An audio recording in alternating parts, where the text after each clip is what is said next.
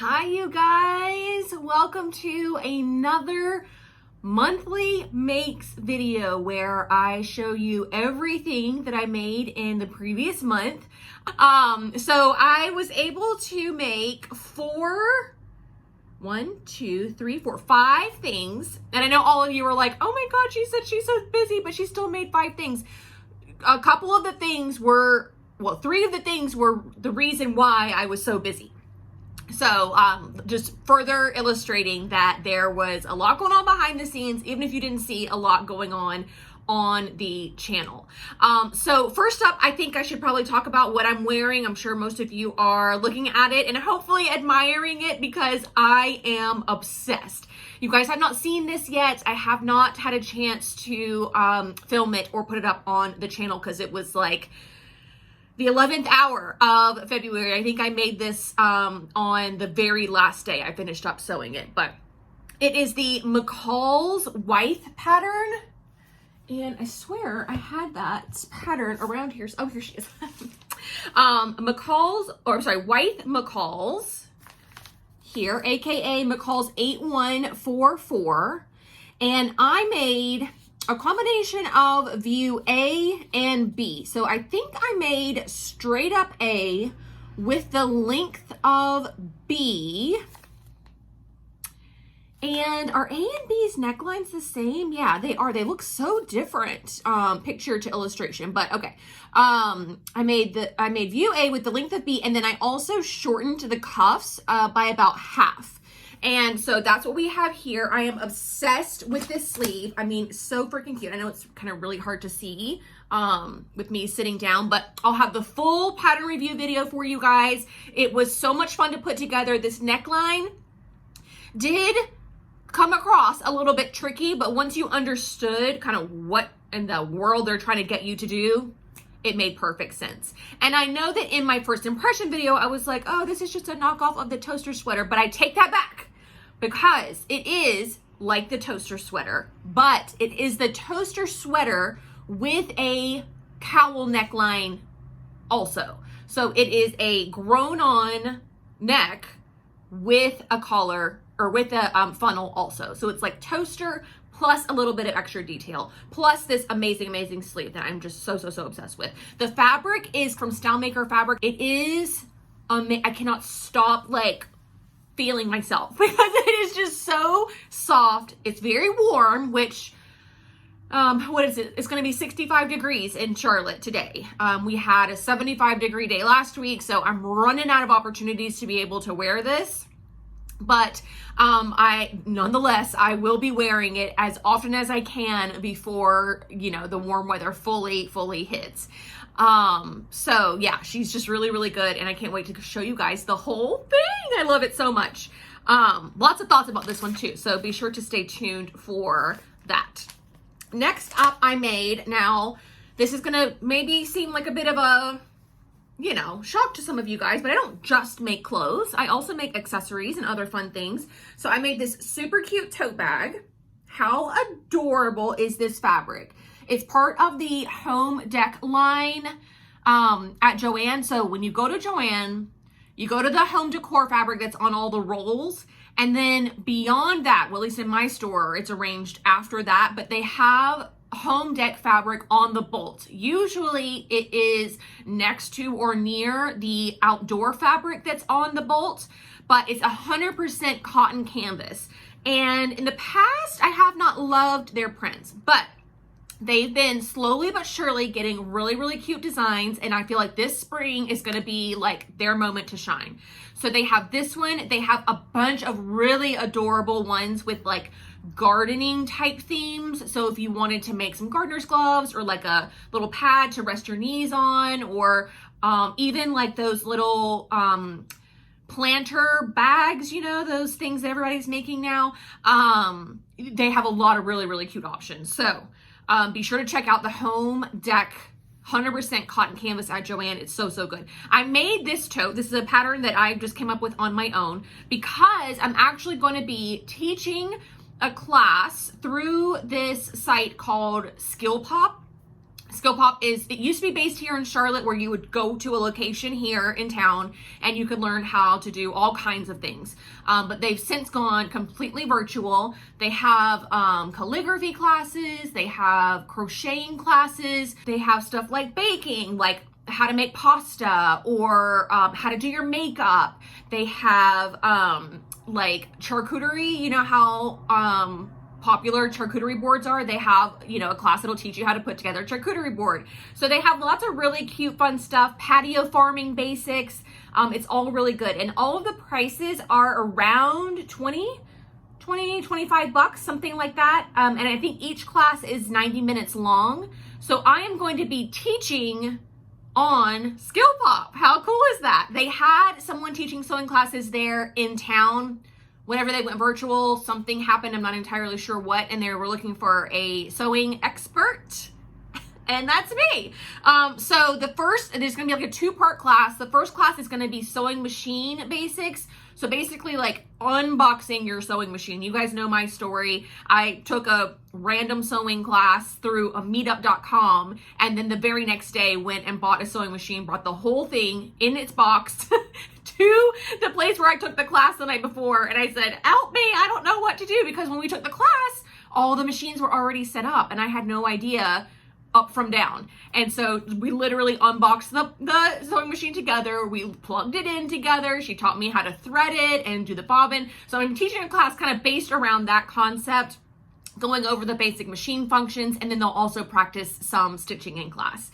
And then the following week, exactly 1 week later, those students or anybody who kind of knows how a machine works, maybe has been making masks, but wants to learn how to make a tote bag, can learn how to make this bag from me. So I get that these classes probably aren't for you guys. I feel like you guys are probably, you know how a sewing machine works, but you might know people in your life that are like bugging you, please teach me, please teach me. And now you can say, you know what? I can't teach you, but I know someone who can. And you can send them on over to Skill Pop and I will show them everything they need to know. And then before long, you guys will be making clothes together and it'll be the sewing buddy of your dreams. So that's what the tote bag was for. But the first class is at the end of March 31st. Speaking of classes, I also taught at Sew Expo this past weekend. What an experience that was. It was all virtual. I had almost 30 people take my class where I taught everyone how to make the Love Notions cadence. So I instructed them on how to make the top, but some of them went ahead and made dresses. I showed them how to make the facing and how to do a set-in sleeve, and some of them sewed darts for the very first time. It was a 4-hour class, jam-packed, full of like awesome questions, awesome energy. Everyone by the end of the class had their garment 90% of the way done. Some people ran out of time and weren't able to finish the other sleeve. But I've gotten pictures from some of them who have just been like, I can't believe I sewed this. So that has just been such a rewarding experience. It was just such a, I don't know, such a unique situation. I just had a really, really great time with it. But because of having to do all that prep work, I made another cadence top. So I have a dress version and now I have a top version as well. This fabric is from Style Maker Fabrics, 100% cotton. That was one, because all the versions that I made of the cadence prior to class, I wanted to make out of fabrics that I knew the students could get, and that they would be easy to sew with. So the dress version I made is 100% cotton poplin. This is some kind of like crinkle cotton, something or another. So that's why I chose these fabrics. But this is a really, really nice fabric. It's got a little bit of heft to it, which I think makes it really nice for a short sleeve top because it kind of prolongs the wear. Maybe I won't be reaching for this in the dead of summer. It is cotton though, so it's still breathable, but it's just a little bit heavier weight. So I think, especially in this colorway, is more suited for like fall and spring as kind of like a cute transitional piece. But they have lots of colors in this fabric as well. So that was fun to make. And then I also taught everyone on the channel though, how to make the Broderick Lisette 6386 Windbreaker Jacket. And I have not been more thrilled with how a garment turned out than this one in such a long time. In the process of making this, I was like, man, I really hope this works out. I really hope it works out, because there were a lot of really tricky bits. There's this, there is this, kind of like a, I don't know, like a center front panel thing that is sewn into this side front thing that becomes the pocket. In addition to that, there is this lovely little gem where it's like almost like a right angle. And you know how difficult it is to sew a right angle into its partner. Yeah, it's a little bit tricky. This is definitely an advanced pattern. So it was not only testing my sewing skills, but testing my skills on how to teach an advanced pattern. You know, how do I explain how all these puzzle pieces fit together when I barely understand it myself? You know what I mean? There are plenty of times during that sew along where I was like, okay, stop the video, read the instructions, you know, kind of like practice it with pens and see if this is right or not before I like go off and tell everybody this is how you do it, and then I have to rip it all out. But I absolutely love it. I've worn it a ton. We've had a lot of those gray days where it's like misty rain. And this has been absolutely perfect for that. So I have just loved every second of having my own me-made windbreaker. This thing is going to get worn to death. I love the super long length. I mean, you guys have seen this. I posted this on a Me-Made Monday. You guys have seen this garment on me before, and I raved all about all the awesome things about it. So if you haven't seen that and you want to know more about it, I'll have it linked for you. But yeah, I am just beyond proud. And I have a few of you who are, it seems to be almost finished with yours, getting close. I think none of us realized how complicated the windbreaker was when we voted on it. But I think if you're anything like me, you are going to be so happy you put in the time and energy, because it is going to be so worth it. Okay, the very last thing I made is the Sew Together 21 pattern for February. Now, you guys remember, I kind of on a whim started this Instagram sewing challenge because Sew My Style is no more. And so I was like, you know, there's a lot of really great things about Sew My Style. I don't know that I could like fully lead the charge on replacing Sew My Style, but I can absolutely do my best to come up with something that people still love, that is a lot easier on me to manage. And so I came up with Sew Together 21. And February was the second month of it.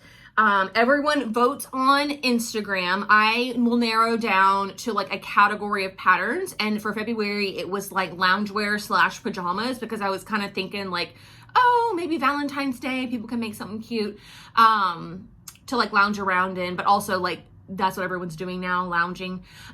So everyone decided on the Patterns for Pirates summer PJs, which I was kind of surprised about because it is a little bit sexy.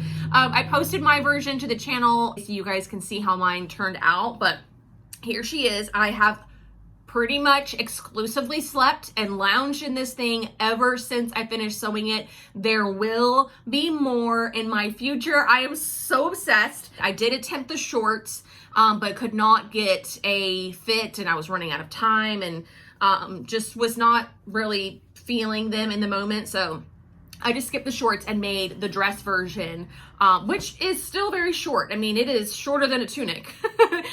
It does not leave a lot to the imagination. So it is definitely an at-home garment, but I do think it would be great to lengthen it by like a foot or more and have an adorable little summer dress. I think it would make a really, really cute dress too.